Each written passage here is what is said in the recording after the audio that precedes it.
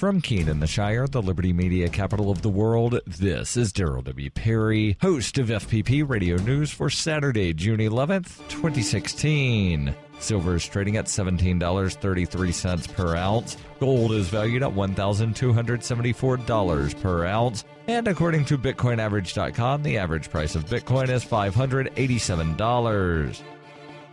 Antiwar.com reports in addition to a planned increase in airstrikes reported on Thursday, the White House on Friday confirmed plans to loosen restrictions on ground troops, particularly the special forces occupying Afghanistan, with an eye towards increasing their direct combat role. Press Secretary Joshua Earnest said that the U.S. troops will be more proactive in their operation, and while the U.S. is still officially listing the troops engaged in the occupation as non-combat advise and assist troops, they will also engage in occasional combat operations alongside Afghan forces. While plans had at one point been to end the occupation by now, the U.S. has put troop withdrawals on hold repeatedly as the Taliban gains more territory. With the Afghan military's losses mounting, the new U.S. commander, Lieutenant General John Nicholson, was keen to ramp operations back up. Despite that, Earnest insisted the U.S. is not restarting the combat role, irrespective of the combat they're planning to engage in, and are going to try to keep up with the pretense that the Afghan War, some 15 years in, is at least sort of over.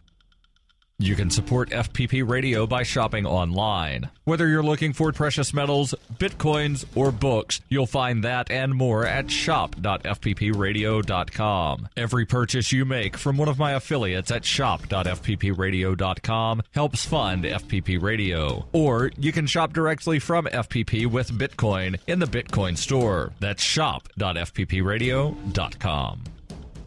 UPI reports the egg industry's standard practice of killing male chicks at birth is set to end. United Egg Producers, the industry group which represents hatcheries that produce 95% of all eggs produced in the United States, announced on Thursday that it would stop the culling of millions of chicks by 2020. The decision is being heralded as a historic victory by pressure group the Humane League, which has campaigned for years against the mass slaughter. Hatcheries regard male chicks as less valuable because they can't lay eggs and were not bred to be fast-growing chickens that's sold as meat. Usually, on the day they are born, they are killed by being thrown into what is essentially a giant blender. Some are gassed or suffocated. According to the Humane League, United Egg Producers said that the killing will stop just as soon as it is economically feasible and they can find an alternative that is commercially viable. One such alternative could be to use in-oxo-sexing technology, which identifies the gender of a future chick inside a fertilized egg.